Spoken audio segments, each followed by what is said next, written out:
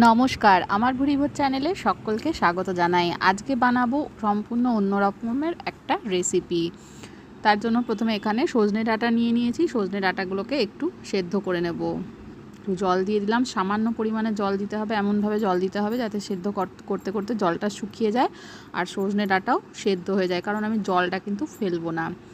দেখুন এইভাবেই সেদ্ধ করে নিয়েছি, 5-7 মিনিট মতন অল্প আছে এটাকে সেদ্ধ করে নিয়েছি। একটু ঠান্ডা করে নেব। ঠান্ডা হয়ে যাওয়ার পরে একটা ছুরি দিয়ে এইভাবে চিড়ে নেব। চিড়ে নিয়ে ছুরির সাহায্যে এই পাল্পটা এইভাবে বের করে নিতে হবে। এর ভেতরের যে অংশটা পাল্পটা থাকে সেটা বের করে নেব।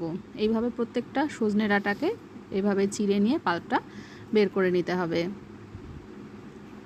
খুব ইজি রান্না, কিন্তু একটু জাস্ট ধৈর্য নিয়ে করতে হবে।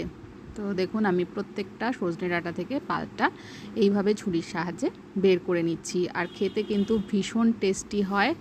গরম সাদা ভাতের সঙ্গে একবার এরকম রেসিপি ট্রাই করে দেখবেন। যারা সজনে ডাঁটা খেতে পছন্দ করে না তারাও কিন্তু চেটে পুটে খাবে। আর সজনে ডাঁটার এমনি অনেক রকম খাদ্য গুণ রয়েছে, অনেক রকম রোগের জন্য কিন্তু সজনে ডাঁটা খাওয়া ভালো।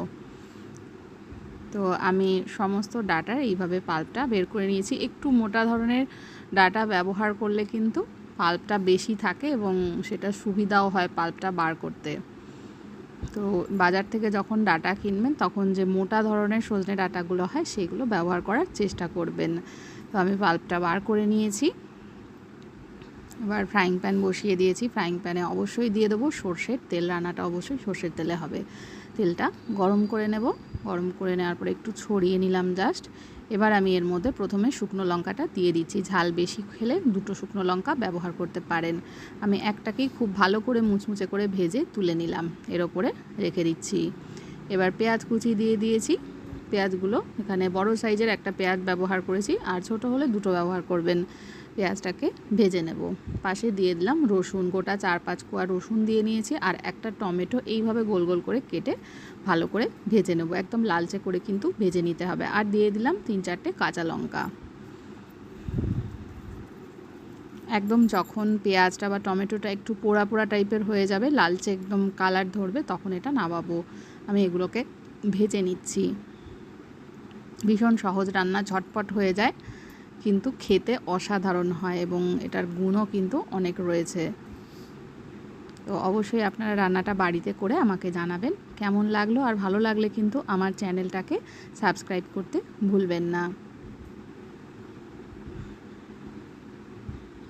একটু সময় নিয়ে এটাকে আমি ভেজে নিলাম লালচে করে।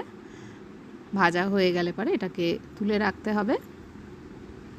এবার একদম শেষে দিয়ে দিচ্ছি ধনেপাতা। ধনেপাতাটা দিয়ে একটু জাস্ট তাওয়ার ওপরে বা ফ্রাইং প্যানের ওপরে একটু নেড়ে চেড়ে নেব। খুব বেশি কিন্তু ভাজবো না, তাহলে ধনেপাতার যে সুন্দর ফ্লেভারটা আছে সেটা চলে যাবে। হালকা একটু ভাজার পরে গ্যাসটা অফ করে দিলাম। দেখুন বেশ খানিকটা আমার পাল্প রেডি রয়েছে। এবার সমস্ত কিছু একসাথে মেখে নিতে হবে। যে লঙ্কাটা, শুকনো লঙ্কাটা ভেজে রেখেছিলাম সেটাকে ভেঙে নিচ্ছি।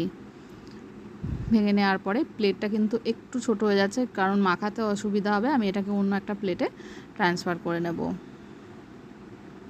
আমি ঢেলে একটু জাস্ট এই প্লেটের ওপরে সমস্ত কিছু ঠান্ডা করে নেব, কারণ এখন অনেকটাই গরম আছে। আমি কিন্তু ভালো করে চটকে মাখাতে পারবো না। একটা বড় থালা নিয়ে নিলাম, এবার এটাকে ঢেলে নিচ্ছি। একটু ঠান্ডাও হয়ে গেছে। এবার খুব ভালো করে কিন্তু চটকে নিতে হবে। দিয়ে দিচ্ছি সর্ষের তেল, আর লবণটা আগেই দেওয়া ছিল। যখন পাল্পটা আমি ওই প্লেটে ঢেলেছিলাম তখনই কিন্তু লবণটা দিয়ে রেখেছিলাম। এবার সমস্ত কিছু চটকে চটকে একদম মিহি করে মেখে নিতে হবে। খুব ভালো করে এইভাবে হাতের সাহায্যে মেখে নিচ্ছি। ভীষণ টেস্টি হয়, একবার অবশ্যই এভাবে ট্রাই করবেন। আর বোঝাই যায় না যে এটা সজনে ডাঁটার ভর্তা। আর যারা সজনে ডাঁটা চাবাতে পছন্দ করে না, বাচ্চারা অনেক সময় চাবাতে পছন্দ করে না, বয়স্ক মানুষও দাঁতের কারণে চাবাতে পারে না, তাদের ক্ষেত্রে কিন্তু সজনে ডাঁটাটা খাওয়া হয় না। কিন্তু সেক্ষেত্রে এইভাবে আপনারা কিন্তু সজনে ডাঁটাটা বানিয়ে নিতে পারেন। দেখুন একদম রেডি হয়ে গেছে। গরম গরম ভাতের সঙ্গে একটু কাঁচা তেলের সঙ্গে পরিবেশন করতে পারেন। এটা একদম রেডি খাওয়ার জন্য।